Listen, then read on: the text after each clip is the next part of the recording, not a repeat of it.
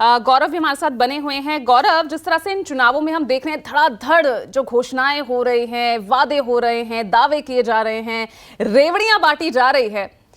कल जिस तरह की तस्वीर गौरव सामने आई, प्रियंका गांधी का भाषण शुरू भी नहीं हुआ और उससे पहले ही बीजेपी के तमाम नेता प्रेस कॉन्फ्रेंस करते हुए रेवड़ियां बांटने को लेकर, वादे पूरे ना करने को लेकर जिस तरह से कांग्रेस को घेरती नजर आई, क्या ये रेवड़ियां कांग्रेस की बीजेपी पर भारी पड़ रही है क्या इन चुनावों में?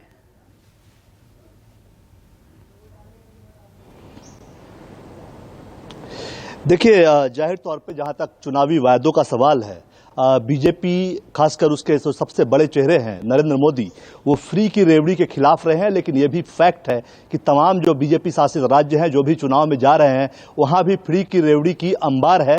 और जाहिर सी बात है, इससे दिखता है कि दोहरी नीति की बात हो रही है। देश की चिंता करते हुए प्रधानमंत्री तो कहते हैं कि हमें फ्री रेवड़ी से दूर रहना चाहिए, लेकिन राज्यों में जब चुनाव के लिए जाते हैं तो बीजेपी भी कांग्रेस के मुकाबले कहीं कम नहीं रहती। वो भी दिल खोल कर फ्री रेवड़ी का ऐलान करती है। मध्य प्रदेश, जहां वर्तमान में बीजेपी की सरकार है, जहां भी 5 राज्य में चुनाव हो रहे हैं, उनमें से एक राज्य में बीजेपी की सरकार है, वहां भी दिल खोलकर चुनाव से पहले और चुनाव के बाद जब मॉडल कोड ऑफ कंडक्ट का ऐलान हुआ तो तमाम तरह के वादे किए जा रहे हैं। देखिए, सबसे बड़ी समस्या क्या है कि 2 चीजें चुनाव में जो महत्वपूर्ण होती है। भारत का जो संविधान है उसका 324 आर्टिकल 324 भारतीय चुनाव आयोग को यह अधिकार देता है कि वो साफ सुथरा अच्छे माहौल में चुनाव करवाए, दोष रहित चुनाव करवाए। वही 324 आर्टिकल 324 उसी एक्ट के अंतर्गत जो उम्मीदवार होते हैं और जो नेता होते हैं उनको भी अधिकार देता है कि चुनाव के दौरान वो सभा करें। लेकिन यहीं पे 2 चीज आती है कि घृणापूर्ण भाषण होता है और फ्री की रेवड़ी का ऐलान होता है। घृणापूर्ण भाषण इलेक्शन कमीशन के हिसाब से अगर देखें तो इसकी कोई परिभाषा तय नहीं है। ये सबसे बड़ी कमजोरी है।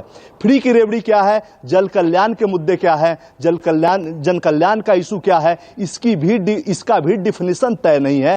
तो घृणा और रेवड़ी या जन कल्याण, उसको जो कह लें, उसका जब डिफिनीशन ही नहीं है तो चुनाव आयोग या बाकी कोई भी किसी भी कानून के जरिए इसका समाधान कैसे होगा, इस पर शिकंजा कैसे कसा जाएगा। तो ये 2 मुख्य बातें हैं और आप यही देख रहे हैं फ्री की रेवड़ी के खिलाफ और जो घृणापूर्ण भाषण का आरोप एक दूसरे पर लग रहा है वो चुनाव आयोग के दरवाजे तक पहुंचा है। लेकिन चुनाव आयोग आखिर कर क्या सकता है?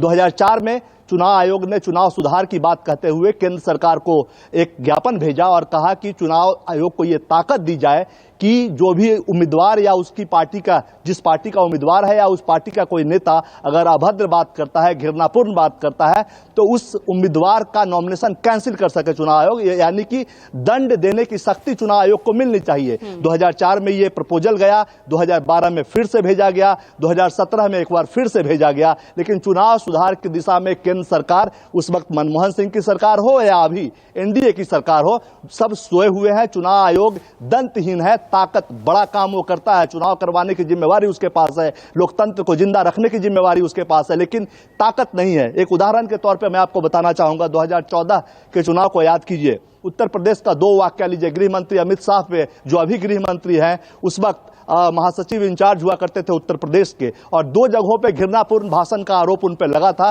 चुनाव आयोग ने जवाब तलब किया, अमित शाह ने माफी मांग ली और फिर उन्हें कुछ दिनों के ब्रेक के बाद फिर से चुनाव में भाषण देने के या चुनावी सभा की इजाजत मिली। उसी जगह पे आजम खान ने भी कारगिल को जोड़कर हिंदू और मुसलमान की बात की थी, उनसे भी सवाल जवाब किया गया। उन्होंने जवाब नहीं दिया, माफी नहीं मांगी, लिहाजा उन्हें चुनाव में आगे कैंपेन करने की इजाजत नहीं मिली। 2014 में प्रधानमंत्री पद के उम्मीदवार थे प्रधानमंत्री, जो इस वक्त प्रधानमंत्री है नरेंद्र मोदी। गुजरात में वोट डालने के बाद उन्होंने चुनाव चिन्ह, यानी कि चुनाव वोटिंग सेंटर के 100 मीटर के दायरे में चुनाव चिन्ह या आप सभा या मीडिया में बयानबाजी नहीं कर सकते। प्रधानमंत्री नरेंद्र मोदी ने उस वक्त वो काम किया था, कमल दिखाया था, आपको याद होगा, तस्वीरें काफी वायरल हुई थी और उसके बाद वहां पे मीडिया से बातचीत की थी, उन पे भी केस दर्ज हुआ था। लेकिन गुजरात एसआईटी ने उनको क्लीन चिट दिया और उस क्लीन चिट को गुजरात हाई कोर्ट ने भी मेंटेन रखा। तो जाहिर सी बात है कि चुनाव आयोग के पास ताकत नहीं है। चुनाव आयोग बड़ा काम जरूर करता है।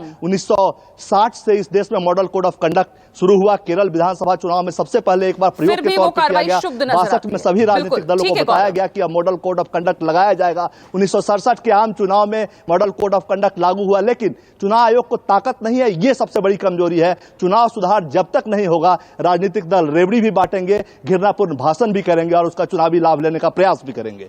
बिल्कुल, और वो प्रयास होता दिख रहा है और इसीलिए हम ये सवाल उठा रहे हैं गौरव।